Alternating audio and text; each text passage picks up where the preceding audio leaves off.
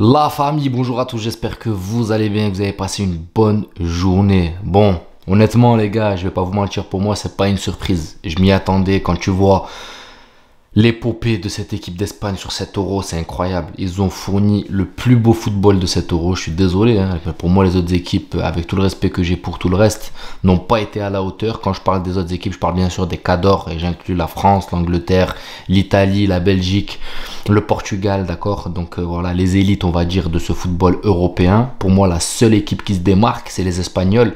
Et on va être honnête les gars, l'Espagne domine le sport en général. Quand tu vois Alcaraz qui met un 3-0 à Djoko, ok, Djoko revient de blessure. Mais quand tu vois Alcaraz qui met un 3-0 à Djoko, quand tu vois Topuria qui domine pareil à l'UFC, les Espagnols, les gars, dans chaque sport, ils ont une élite. C'est incroyable. Là, t'as Nadal qui s'éteint, t'as Alcaraz qui naît. L'Espagnol, t'as une équipe, une génération qui est partie avec les Iniesta, Xavi et tout. T'as les Pedri, Gavi, Lamine Yamal qui vient. On va en reparler bien sûr en détail de Lamine Yamal, mais les Espagnols dominent le monde du sport. On va pas se mentir les gars, faut être honnête. Maintenant, on va rentrer dans le détail de ce match. Pour moi, l'Angleterre m'a quand même assez surpris les gars, parce que je m'attendais pas à ce qu'ils haussent quand même le niveau de jeu. Et pour moi, ça a été beaucoup mieux de ce qu'on a vu depuis le début de l'Angleterre. Donc on voit qu'ils sont montés crescendo et qu'ils sont arrivés quand même en forme dans cette finale. Là, pour moi, on a eu une belle finale. Voilà, il y a eu des choses intéressantes à voir des deux côtés. Premier but de l'Espagne qui pousse bien. Malgré tout, l'Angleterre réagit. Et l'Espagne qui vient surréagir parce que voilà, ils ont eu la réaction à cette égalisation et ils sont partis enterrer cette équipe d'Angleterre. On aurait pu se dire ouais, ils ont pris un coup de massue, l'Angleterre va venir, va mettre un coup d'étreinte sur cette équipe espagnole, mais non, l'Espagne reste zen, contrôle ses émotions et continue à envoyer les assauts malgré l'égalisation de l'Angleterre. Maintenant, on va quand même parler des individualités de l'Espagne, pardon. Parce que c'est une dinguerie, les gars. Et je commence par Lamine Yamal. C'est important. Ce petit n'a que 17 ans, les gars. Il a éteint toutes les grandes nations contre qui a joué l'Espagne, à lui tout seul, j'ai envie de dire. J'exagère un peu les propos. L'Espagne, en soi, il y a une très belle symbiose, un très beau collectif.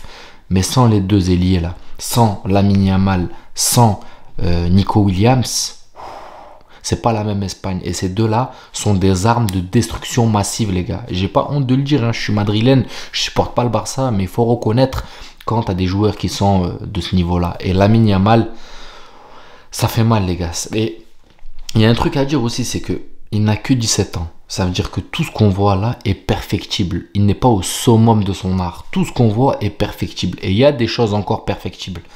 Mais la marge de progression, les gars, c'est une dinguerie. Elle est énorme et il est presque poli. Les gars, le diamant, il est presque poli. C'est un truc de ouf. Il lui reste pas grand-chose pour atteindre vraiment une maturité exceptionnelle. Déjà qu'à son âge, il a une maturité qui sort de l'ordinaire.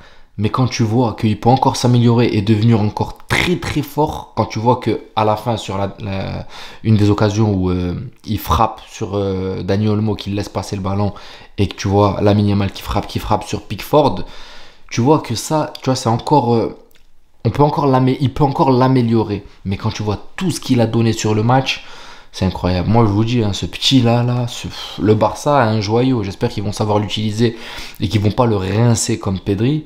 Parce que Pedri, regardez, il a été surutilisé. Au final, il finit à cloche-patte les fins de match. Il n'arrive plus à tenir. Même si Kroos, bon, lui a quand même éclaté un petit peu le pied. Mais voilà, Pedri, il a été surutilisé. Et maintenant, physiquement, c'est très compliqué de venir de se remettre de ce qu'il a subi, de cette surutilisation. Voilà, l'année où il a été Golden Boy. Il a été saigné, les gars. Il a joué l'Euro. Il avait joué, pardon, c'est plus, mais il avait enchaîné les compétitions européennes. Il avait enchaîné avec les JO. Il avait enchaîné avec les compétitions nationales. Et il a été surutilisé. Et la saison d'après, les gars, il a été poncé. Il était sur les rotules. Donc, j'espère que Lamine Yamal ne va pas être surutilisé. Après, bon, c'est pas le même profil de jeu. Mais quand même, hein, il est impressionnant. Moi, il me choque, hein, ce petit, quand je me dis qu'il a seulement 17 ans depuis hier. C'est incroyable, faut être honnête les gars, c'est incroyable. Et quand tu vois que de l'autre côté, t'en as un aussi jeune, je sais pas quel âge il a, Nico Williams, mais c'est du talent aussi les gars. C'est juste que de l'autre côté, il s'exprime pas encore de la même manière que Lamine Yamal, mais il est aussi talentueux que Lamine Yamal les gars. L'Atlético Bilbao, je sais pas s'il va rester longtemps là-bas les gars. Son grand frère, il est là-bas, il va finir là-bas. Mais le petit là, Nico Williams, moi je vous le dis, hein, là, toutes les loupiottes, ils sont en train de zoomer sur lui. Il a été exceptionnel. Maintenant qu'on a fait un peu le tour de ces deux ailiers, bon, l'Espagne, les gars, comme je vous l'ai dit, l'équipe est en place. Hein. Le milieu de terrain, Dani Olmo, les gars, c'est monstrueux. C'est incroyable, sa faculté à orienter son corps. Il a un corps un peu bizarre et tout. Franchement, Dani Olmo a été monstrueux. Et même s'il est très fort, pour moi, cet Euro l'a encore mis plus en évidence. Même s'il a été très fort. Carvajal. Qu'est-ce que vous voulez que je vous dise, les gars? Carvajal nous a fait du Carvajal. Ça fait je sais pas combien de temps que quand tu as des matchs importants comme ça, il est toujours au top. Cette finale contre Liverpool, Carvajal est chaud. Toutes les finales où on joue pratiquement Carvajal, il peut se rater sur quelques matchs avant, mais quand il y a un rendez-vous important, Carvajal, il est toujours là, les frères. La charnière centrale, le Normand et Aymeric Laporte, ça fonctionne très bien. Rodri, qui est ce régulateur du milieu de terrain, ça fonctionne très bien. Non, une très très belle équipe d'Espagne. De La Fuente a vraiment trouvé une symbiose dans cette équipe. Et il fait 2 changements, les gars. Pas plus, hein. Mikel Merino qui rentre et Mikel Oyarzabal, les gars. C'est les 2 Mikel qui rentrent. Je vous jure, à part ça, il fait rien d'autre, sauf s'il y a blessure ou quoi. Ces 2 changements, la tactique, pardon, est bien maîtrisée par son équipe. La symbiose est là, la cohésion est là. Et maintenant, on bascule de l'autre côté, côté Angleterre, ben, c'est tout l'inverse en fait. Il n'y a pas de symbiose, il n'y a pas trop de collectif, mais tu as des individualités monstres. Maintenant, tu as quand même un peu de joueurs qui essayent de faire tourner un peu le collectif, mais c'est très compliqué. Bellingham, il est ballon d'or, les gars. Moi, je vous le dis clairement. S'il est ballon d'or, il le mérite clairement parce qu'il ne ménage pas ses efforts, les gars. Il ne ménage pas ses efforts, il court partout, il se donne jusqu'à la mort, il s'économise pas. Donc, si il a le ballon d'or, on ne pourra pas dire qu'il l'a volé, les gars. Malgré cette épopée de l'Angleterre sur cet Euro qui a été plus ou moins...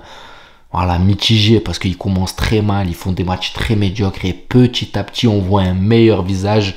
C'est pour ça que Southgate, j'ai quand même un peu descendu sur quelques vidéos auparavant et je m'en excuse parce qu'il a quand même réussi à rester là jusqu'au bout et arriver en finale. Donc tu n'arrives pas en finale par hasard. Maintenant, comme je vous le dis, ça manque un petit peu de collectif et c'est beaucoup les individualités, c'est surtout sur des exploits individuels que cette Angleterre arrive à faire la différence. Là, une fois de plus, grosse frappe de Cole Palmer, même si à la base c'est une construction collective, mais il a fallu attendre quand même la 80e minute avant de voir un truc se terminer comme ça.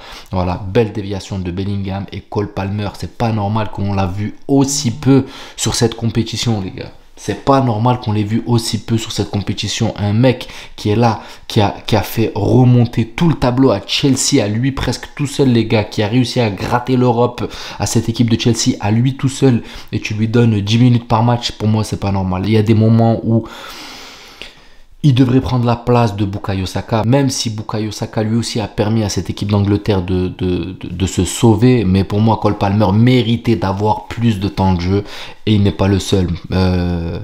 Tony lui aussi avec sa taille et tout, quand Harry Kane était rincé, il fallait le sortir beaucoup plus tôt sur des matchs précédents.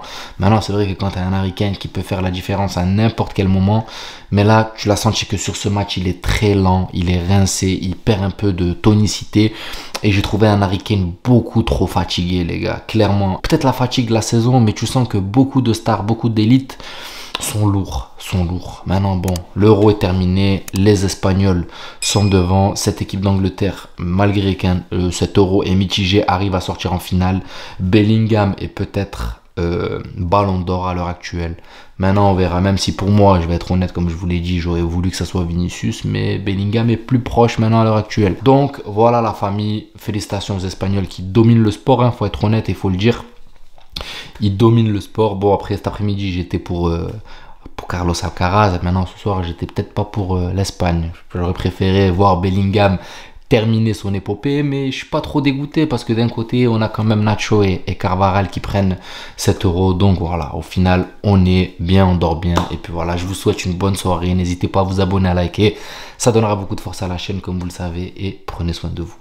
Ciao la famille.